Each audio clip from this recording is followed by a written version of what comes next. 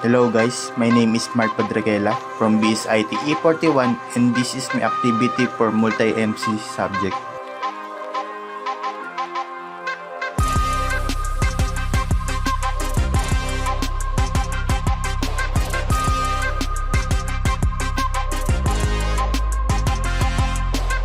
Okay, let's start.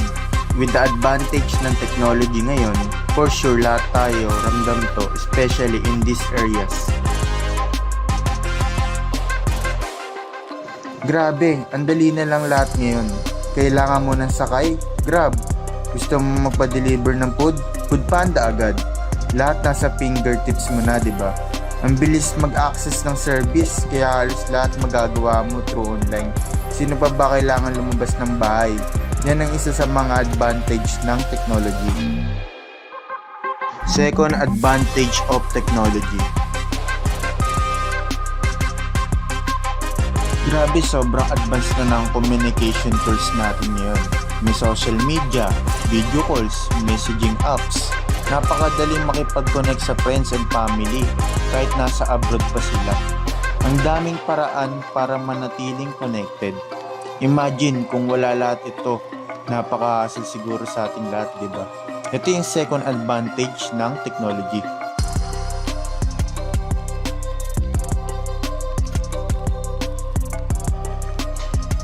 Access to information.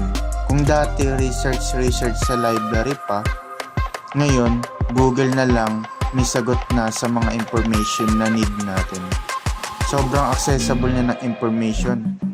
From academic topic to life hack, literal na isang search na lang may knowledge ka na. Or pwede ka rin manood ng ibang tutorial guys sa YouTube.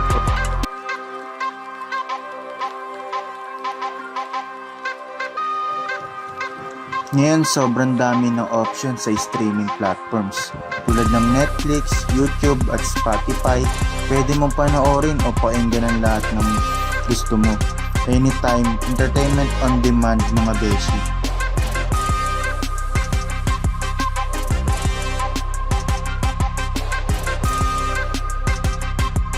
At syempre, last benefit ng technology para sa atin, syempre, efficiency sa trabaho. Ang laki na naitutulong ng technology sa pagiging efficient sa trabaho.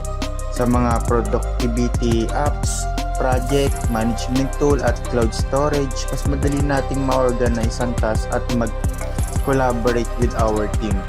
Hindi na kailangan mag-commit or face-to-face para mag-update lahat ng kailangan mo na nasa isang click na lang. Ang bilis na mag-process ngayon. But syempre, hindi lang puro advantage ang technology. Kasama sa bawat innovation, may mga downsides din na hindi natin pwedeng baliwalain. Kaya pag-usapan naman natin ang disadvantage na dapat nating i-consider at bantayan para mas maingat tayo sa paggamit ng technology.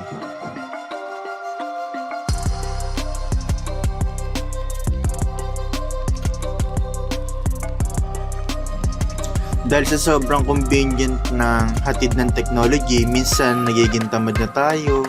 Yung mga simpleng gawain na kaya naman natin manually, gadget na lang ang inaasahan. Masyado na rin tayo nagiging dependent, diba? Ito yung isa sa mga disadvantage ni technology.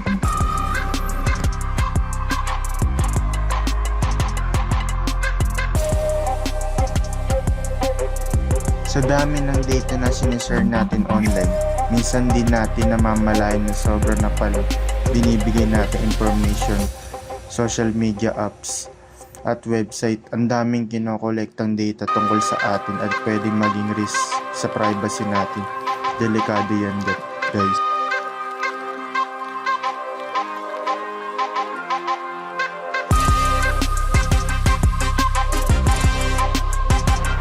Disadvantage of technology. 1. Results in a lack of interest in studying. Dahil ang lahat ay na-access na through online o sa pamamagitan ng data na i-send sa isang computer or mobile device, ng mga mag-aaral ay malaman na nagkakaroon ng hindi magandang gawi sa pag-aaral at nagkakaroon ng isang tamad hangad na ugali ng isang education. Ang ilan sa kanila ay umaasa na lamang sa internet, sa source ng internet, at hindi na pinag-aaralan ang ibang mga lesson. Dahil mabilis na lamang i-access ang ibang information at i-provide ng internet ang sagot sa kanilang lesson.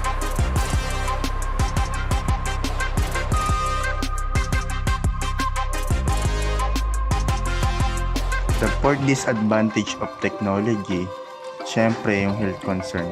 Since madalas na tayong nakatutok sa screens, computer, phone, tablets, nagkakaroon tayo ng mga health issue like eye strain, poor posture, and even mental health problems like anxiety and depression. Importanteng maging mindful tayo dito.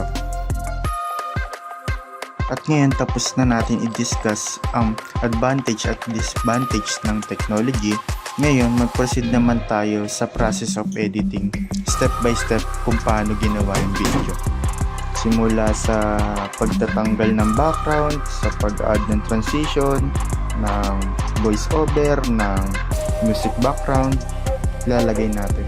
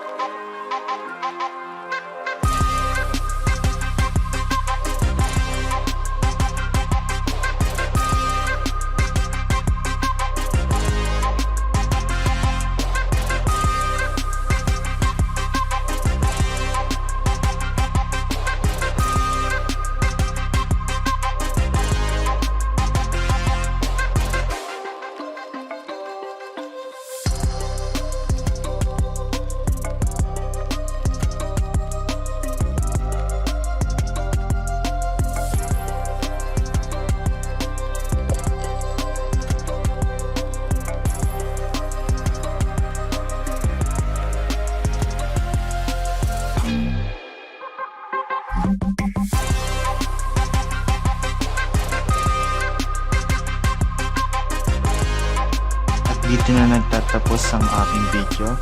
Maraming salamat po.